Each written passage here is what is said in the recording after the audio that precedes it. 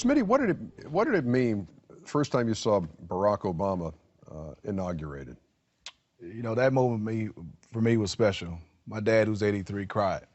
Said in his lifetime he never thought he'd see an African American be president. So just to see his emotion from what happened. Obviously, I was moved as well, but I would never forget the emotion of my dad saying this is something in my lifetime that I would never, ever thought would happen.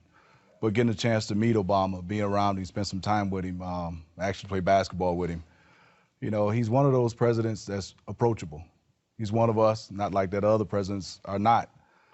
One of the most socially conscious presidents we had, one of the most relatable presidents we've had, and I think he gets it. Do you think, and this is a strange question, Charles, but do you think when Bill Russell said that in that piece of video, that he actually ever thought he would see it?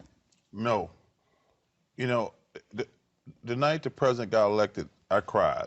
Because being from Alabama, you know, I grew up during the time when they bombed the church, the Selma March, the Montgomery boycott, things like that. So my grandmother, who's the greatest person I've ever met in my life, talked to me constantly growing up about civil rights. Talking about, like, understand you're too young now, but then when I got older, she explained everything to me. Bill Russell to me. You know, people talk about raising taxes all the time, about President Obama.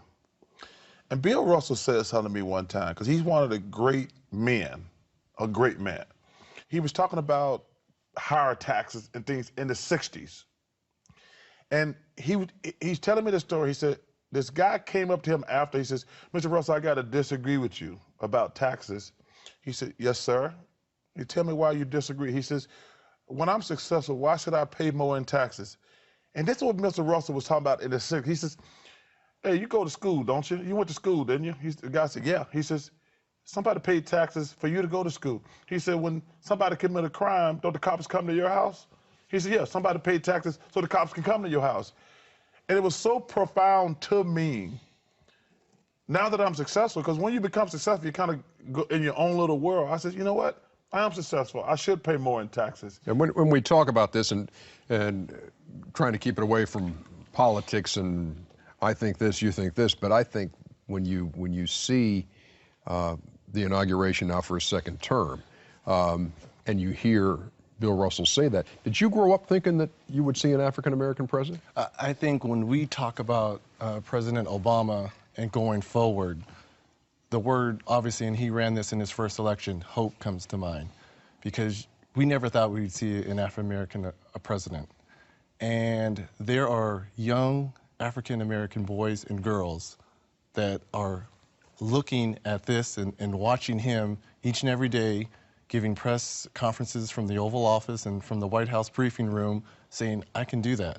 Because of what we did on this day, in this election, at this defining moment, change has come to America. And during his first election, when he came out for his acceptance speech in Chicago, and there was 200,000–300,000 people there, and they just kept showing the audience, and there was black people, white people, all together, mixed, crying together. And you talk about the marching and the Alabamas and the bombings. We've come so far, and his legacy going forward, I think he's brought this nation closer together in race relations. And I think that's what people will hang their hat on when it comes to Obama going forward. When I watch what he has to go through, and he keeps his cool, he's inspired me.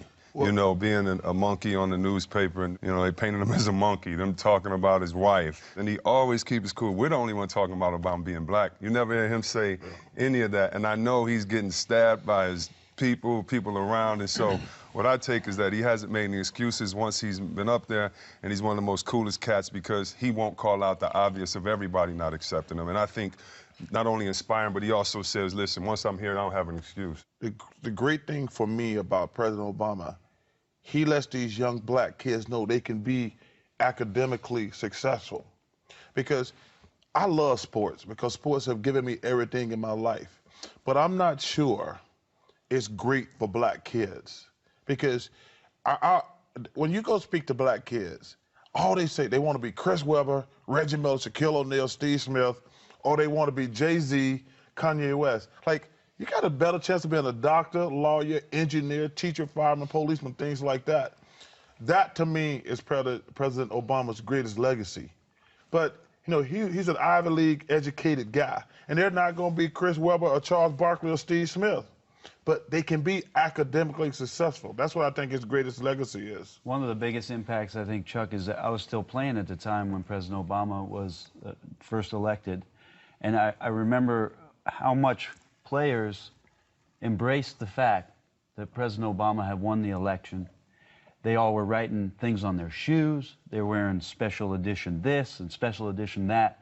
But what really was happening was there was a seed planted for a whole nother generation, and mostly young African-American black kids, about being politically active, about being involved in politics, about having a chance to have your voice be heard. So, you know, whatever it was, 6, 7 years ago now, you know, Dwayne Wade, LeBron James, now their kids are going to see that the impact that President Obama made on them during this time, while they're impressionable young men, is going to carry on for generations of their family, that now politics is something that actually they can be involved in, and that it's okay to be involved in, and it's okay to use your voice. And they'll I think include that's us. where the legacy comes in. I agree, but and they'll include us. I'm just going to be honest. I never really celebrated the 4th of July until Obama was president.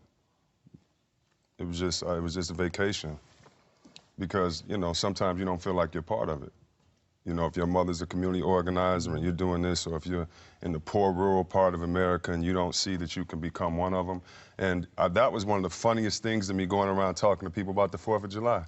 Like, it's not just a barbecue anymore. They're actually waving flags like I'm a part of this country. You know, I've always known that and felt that, but I'd always haven't seen that or felt like it had come together. Someone has said, you know, he brought the whole country together.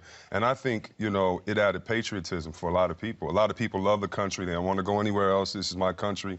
But I think it made people not only want to get involved in politics, but it made people feel like, yeah, wait a minute, you know, this country does care about everyone. I think that, you know, the patriotism that he's brought about people saying, you know, I've always been proud to be here. I always loved it, but wait a minute, it does mean a little something more.